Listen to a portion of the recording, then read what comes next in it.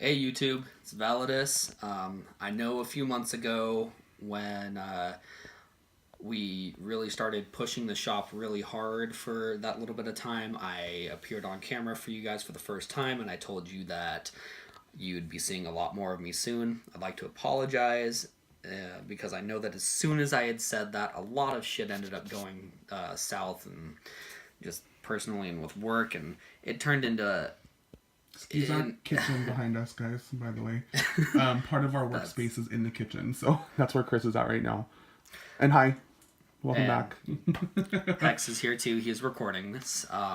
So I wanted to say, I'm sorry, and hopefully you guys will actually truly be seeing a lot more of me this time. Things have started to settle down, and my dragons are getting impatient. I need to start this. Those guys right there. Okay, sort of. So first of all, I started to talk about my Dragon's Heartfire oil that I had created. And that is exactly it. I'm going to show you guys the bottle. And this is my one that I keep for personal workings. I've refilled it, re-cleansed it, re-blessed it, recharged it. And I don't know if you guys can see. I can look, especially looking at his black case right there, I can just see the aura emanating off of this. And they're getting more impatient. I'm just going to speed this up real quick. So here's a picture of the bottle itself right here. Let me shake that up so you guys can see everything inside of it, hopefully. Those of you that know and maybe have seen Ember talk about it, this is a different formula from our Dragon's Blood formula. Yes, this is a specialty formula. It has curios and herbs and stuff in there along with the Dragon's Blood oil that we formulate. So yeah, that's a better shot. Definitely, see through. Let me try to tap the screen. 1 second. Welcome to our shit show film fest, guys. Cause yeah, you can probably see a little bit there. There's some definite specific herbs that Chris has chosen to make this oil. And tonight, Chris is going to talk to you guys about the process, which is actually really important in our practice of the charging aspect of what we do with oil. So you guys can kind of get an idea of what goes into them. Chris is just getting some energy centered here. Chris works with some totem style magic in a sense of dragons are like a totem for him. His family actually, it's something that was passed down to him from his grandfather, was their connection to dragons. Or his grandfather's lineage, I should say. So Chris actually keeps these 3 that you guys are seeing here. These are on his personal altar that he keeps in his bedroom. And then, as I said in the video where you guys first saw me, whenever I do any draconic workings, I wear this necklace as well. Mm-hmm. It works great because it actually centers directly over my heart if I turn to grab something, and it just adds another line of connection to that. With this type of magic, and you'll kind of see as Chris is going through it, every motion and every breath has a purpose, and there's a reason that everything is done the way that it is. And it's to work with the spirits of dragons. Chris will delve a little more into it, but the spirit of dragons and historically and mythologically, they were known to be very specific and very stubborn, so there's a very specific way that Chris works with them. This is not something that you guys have heard me talk about, because this is not something that I do. I have an affinity for dragons. I love them, and I think they're beautiful. However, to work with them on a magical level, that's all him. That's not me. That's all him, because it does not work with me. As you guys know, I'm not a deity type person. I don't really worship a particular set of pathological things. They're saying you're mumbling and rambling. Yeah, sorry. Another thing. You call a dragon. I'd like to show you guys. I've called upon my dragon ancestors, guardians, spirits, and guides to aid in these workings. The first thing that I'm going to be doing is I'm going to be charging my batch of the Dragon's Heartfire oils. This is another batch for the shop. This is the shop. So this is batch. This is one of the oils that we pre-make in a small batch form versus like a large batch, because it's such a specific oil, and it's a very special oil, and not everybody utilizes it unless they were to try to call upon dragons or use draconic type magic. So he's charging another batch here for us to have ready for the shop. And then obviously as the bottle goes out, we say a final prayer over it for the specific person that's ordering. So let me go over really quick. In order for me to personally call my dragons, I need, or any dragon spirits actually, because I mean there are people who will specifically work with 1 to 3, even up to 5 specific dragons. Like that's the only ones they work with. They're the ones they have built personal spiritual relationships with. They have that they are tied, they're connected, they're bonded. Just to clarify, because I know people are going to be like, well, what do you mean calling dragons? Think about it when we call on the spirits of earth, air, fire, water, when we call upon the spirits of a particular root or that energy, it's a manifestation of that energetic form that he's calling. So it's more of like a personality in an energetic form, if that makes sense, that he's calling upon to get a specific result. One of them just said, fuck this, and left. They're fine. Anyways, so when we had started the video, there were the essences of 3, and now there's just 2 and the remnants of 1.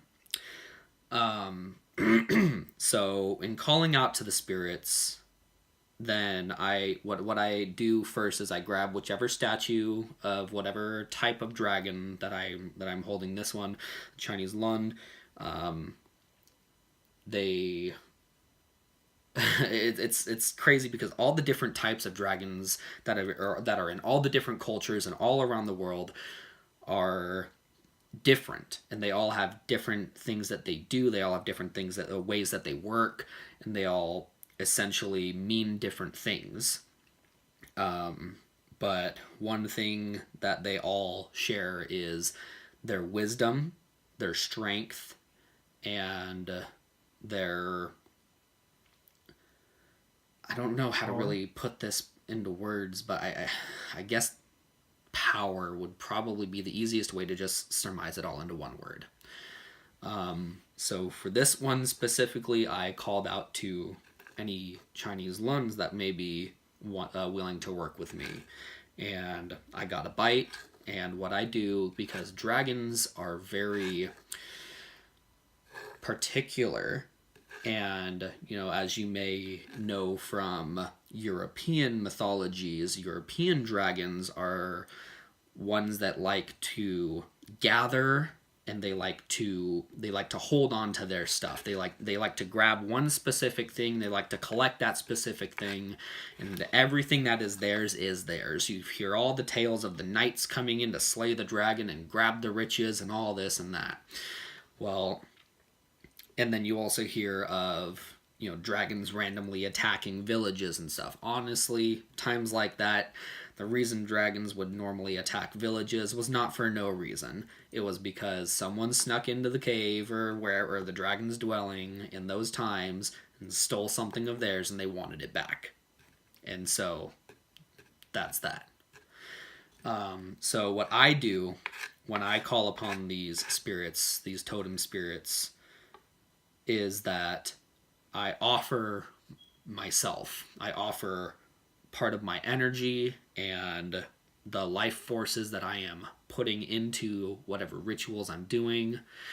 And I say, you know, I thank you for your aid in this working and what specific things I'm doing in that working, so they are aware, okay, this is what I'm going to be helping with, and this is what I'm going to be doing.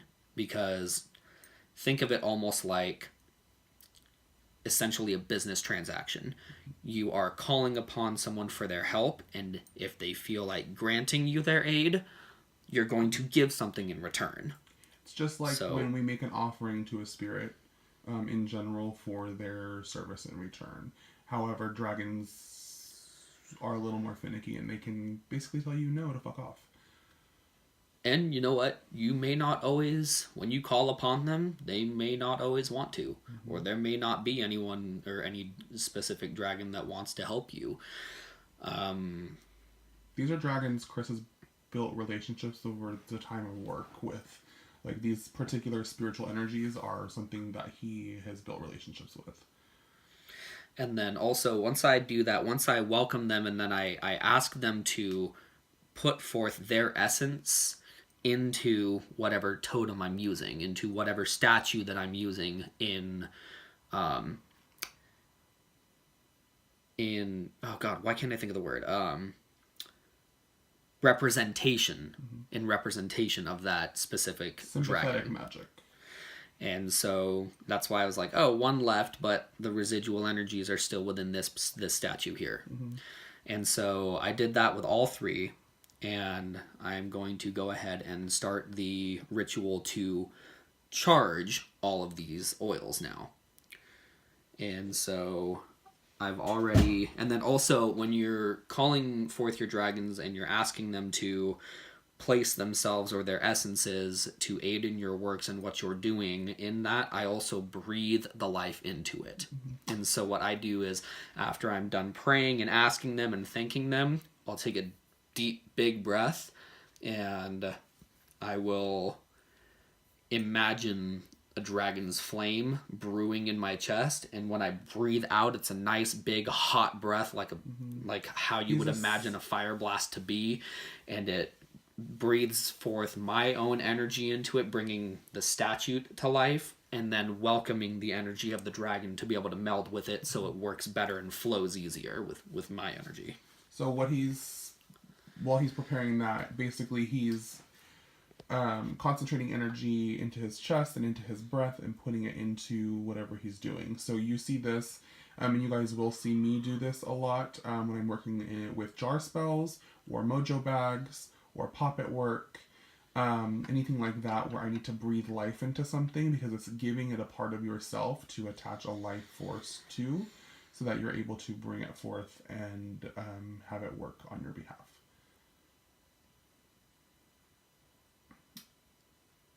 He prays with each dragon, and each dragon goes on a different shelf. Now, while he does that, what you guys see here is actually a glass pyramid shelving unit that has a door on it to the front. And this is what Chris uses to charge this particular oil. It's just a system that he uses that works the best for him. Not every oil we do is charged like this. As you can see, the wax dripping across here. He lights a candle at the top of the pyramid and lets that burn down, and he's going to show you guys all of that. Yeah, and if you guys know, or if you guys have studied anything about the Pyramid of Power or the Witch's Pyramid, the shape and the form and the way that it works, the pyramid draws energy down and through and into the base, and as it's doing that, anything caught in its path can charge. So there's actually like a scientific energetic reason why this works as well. You wouldn't just you could just put it in like a square box and charge it. It would work, but it's not as powerful. Before I root this, meaning, complete the candle with the Dragon's Heartfire oil and do my blessings and re-pray one last time to the dragon spirits, I'm going to flip this around and show you guys how it looks from my end here. And excuse the scuffed glass, you guys. This is a very old unit. So my grandfather died about 9 months ago, and I went up to help clean out his house out in Bakersfield, and I ended up getting a lot of things that were my grandfather's. One of them was this dragon ring right here. So, little backstory. I used to have one exactly like this that my grandfather got. He got one for each immediate member of his family who, because we are all connected to these dragons. And, he got one for everyone who was of age. Well, long story short, he gave one to my mother, and my mother I don't know why. They do not. Actually, no, I know exactly why. But we're not going to get into that. They do not really want to work with her. Period. She has inherited much more of the native spiritualism that is that my mother, my grandfather, in fact, actually my great grandmother was the last full blood Native American Cherokee. Or not. I'm so sorry, I misspoke. The Yamparika. Yamparika.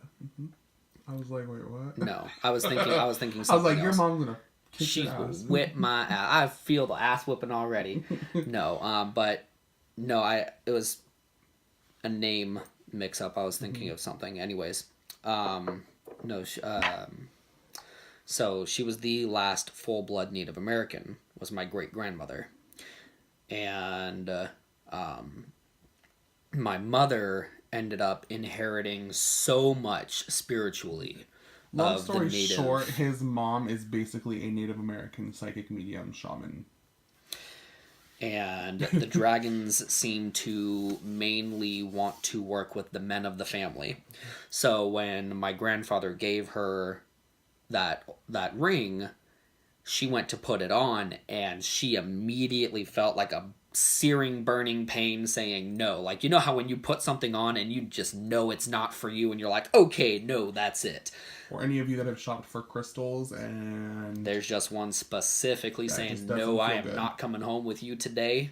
That it's meant for somebody else. Yeah, it's that kind of feeling. So she came, I was like 15 years old.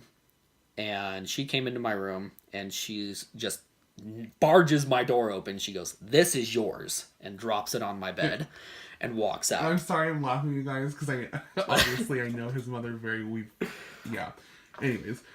And so anyways, I wore that ring all the way up until I was 19 or 20, and somehow or another it disappeared. And I could never...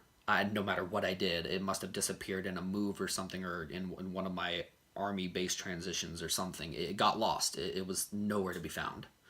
And so when my grandfather passed, he had this one right here, and it was the same exact ring that I had. And so when he passed, I got this one, and lo and behold, here we go.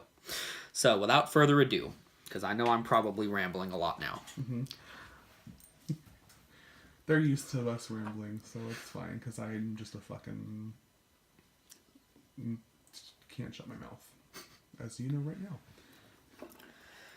So, I am now that the dragons are aligned he basically in creates the pyramid, a shrine inside the pyramid for the energy to flow.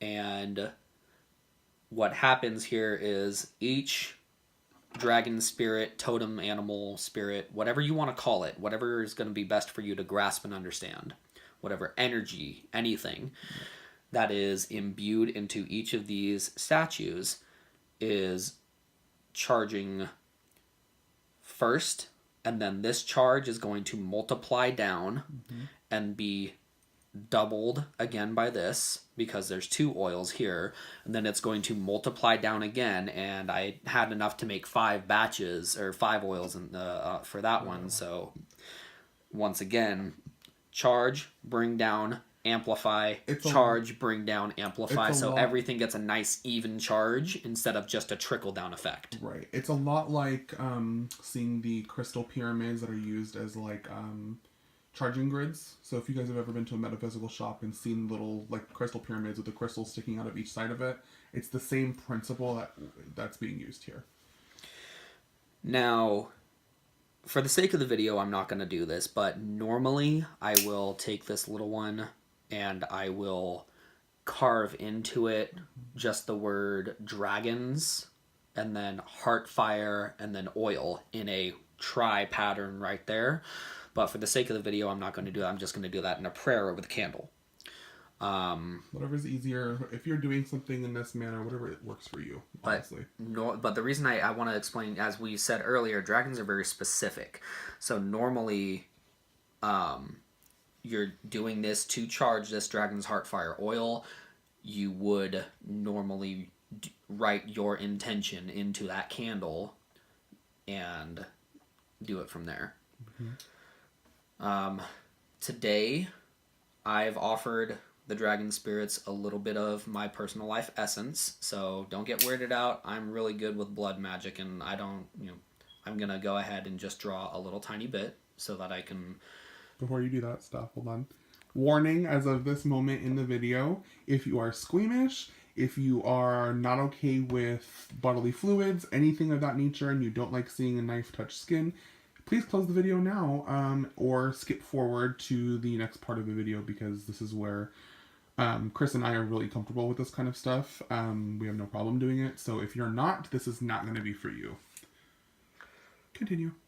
Just trying to see which of these fingers is least calloused. Chris works in a kitchen, so he's constantly working with his hands, so his hands are so, not in the best shape. Unlike, as you guys can probably see there, there's a slice on my finger from doing some work. I think right about... Now, if you are doing this type of work, you guys, please be careful. Obviously, don't do something stupid and slit your wrist or something crazy. That's ridiculous. Yeah, don't follow Hollywood. No. Blood magic takes a little Don't take a giant slice out blood of your palm like you would see somebody do in a movie. Like, it's just not necessary, one. We actually will slice right at our cuticle line on the nail. Not deep enough. Which will give you just enough blood. Or if you're not wanting to use a knife, we actually use diabetic lances as well, and we'll prick our finger if we just need a couple drops. Okay. And see, like, you can see with the very slight incision that I made here, it doesn't take much. All you need is a little tiny bit. Just a little bit, enough to anoint the candle. It's literally drops. So in most cases, if we're... Go ahead. If we are using blood, typically we'll prick our finger with a diabetic lance, but... I am needle phobic, so I will... So he will slice his finger open. So then I will take my offering of my own life essence and whatever else I have offered the dragons, my energy, and then I will say a prayer over the candle as I am dressing the candle. Typical spell work.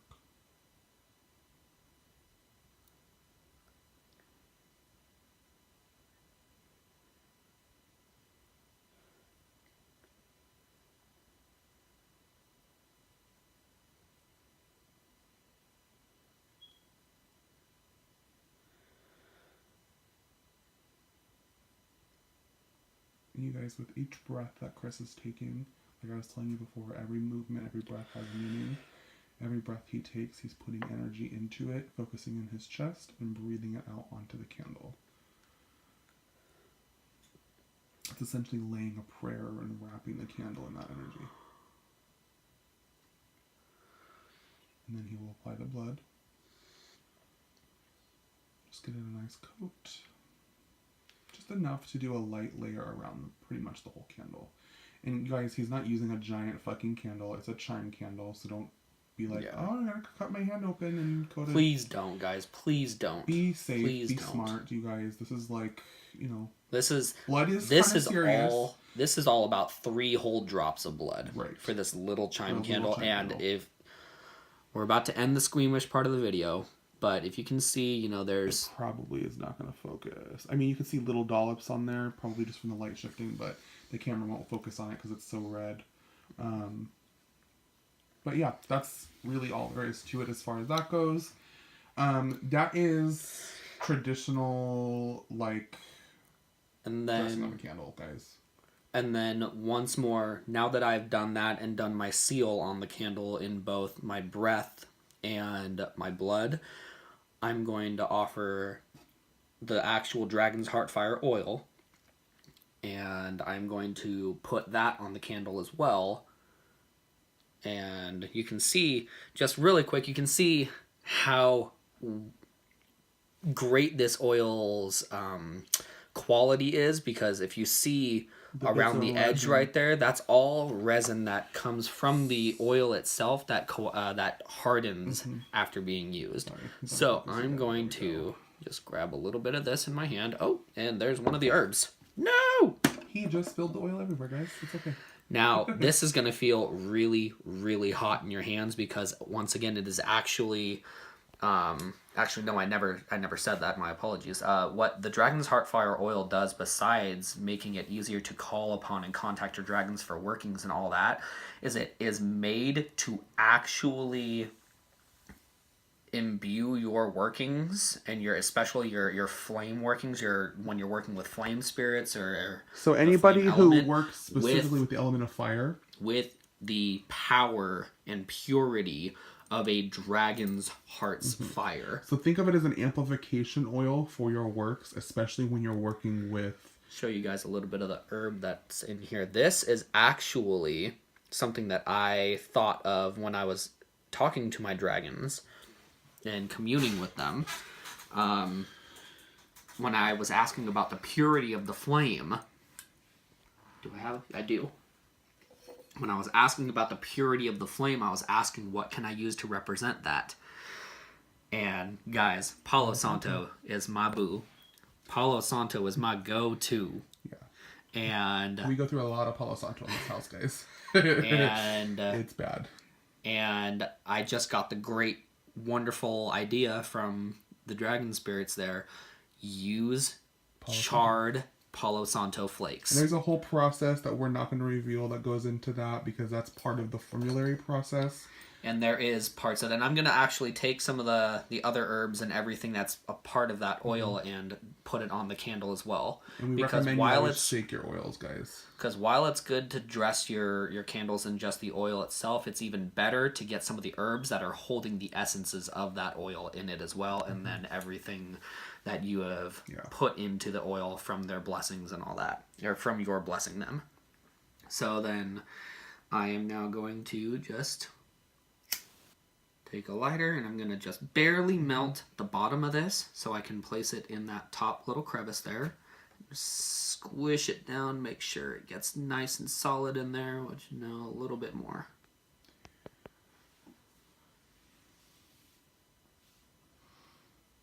Okay.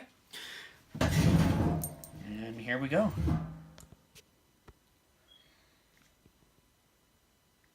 One more prayer.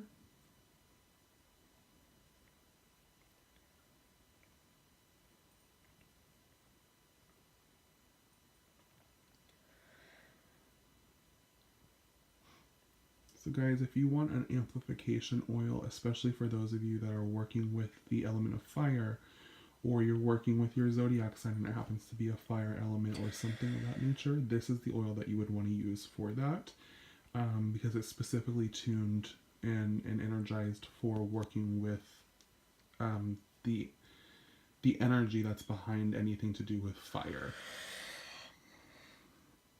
You may not practice the same type of magic that Chris does, or like for hoodoo, I don't practice anything with dragons like that, but I would use this oil in that manner. And now that's it. And as that candle burns, the energy continues to flow through. And then I personally just like to do one last thank you after the candle's lit.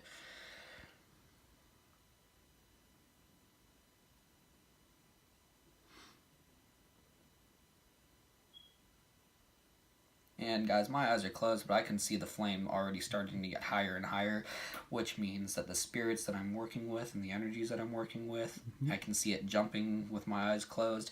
It means that they are here, they're present. It means that they are... You're breathing on it. Back up. You can breathe on it a little bit. I don't want you to blow it out. It means that they are Hearing seriously hearing you and seriously choosing to work with you there. So...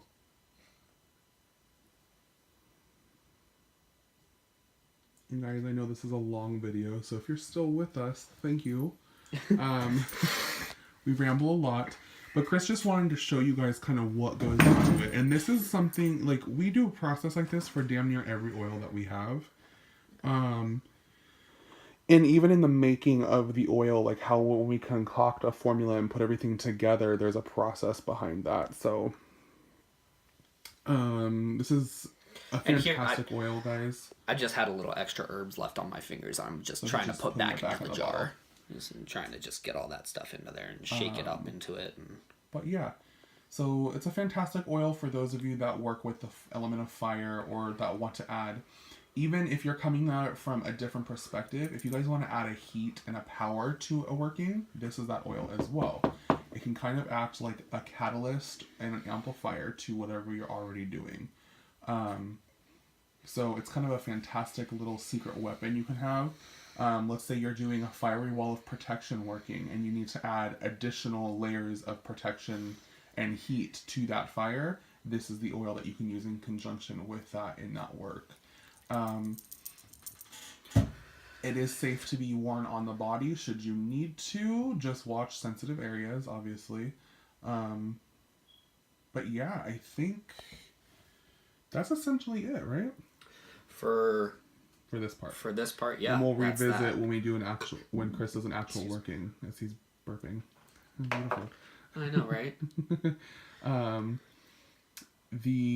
When he does an actual working, because he's actually got a working that he's planning here shortly, that he needs to do, and he'll be utilizing this oil. So we'll kind of show you the insight about how one way you can use the oil. Yeah. Yep.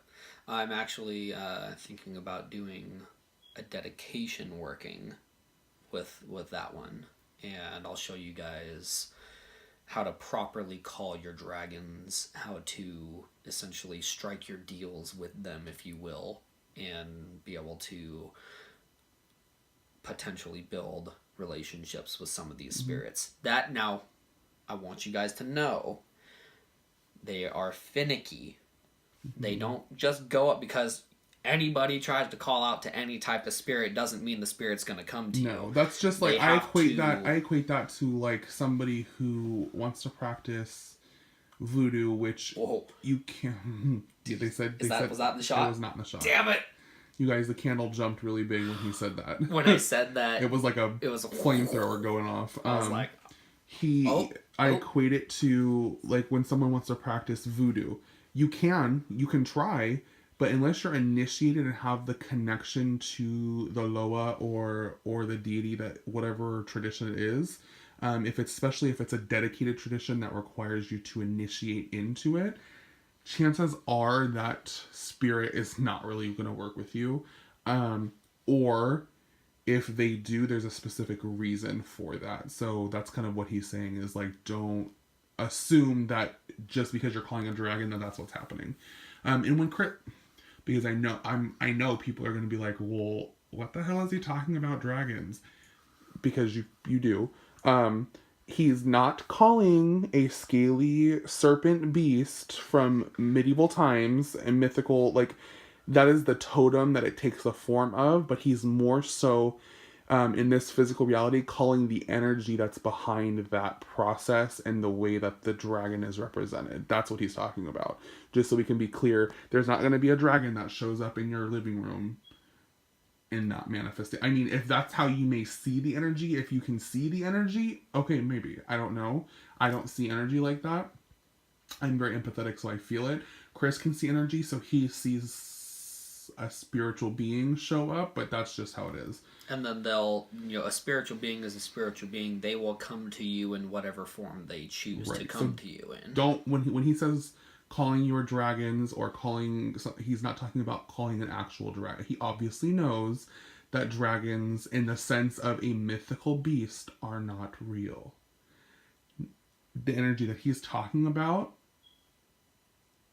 is essentially a class of energy, if that makes any sense to you. And that's why I keep interjecting, because I'm trying to make it clear so you guys understand what the hell he's talking about, because unless you work with this type of magic, it's going to be really hard for you to kind of understand what exactly he means when he says that.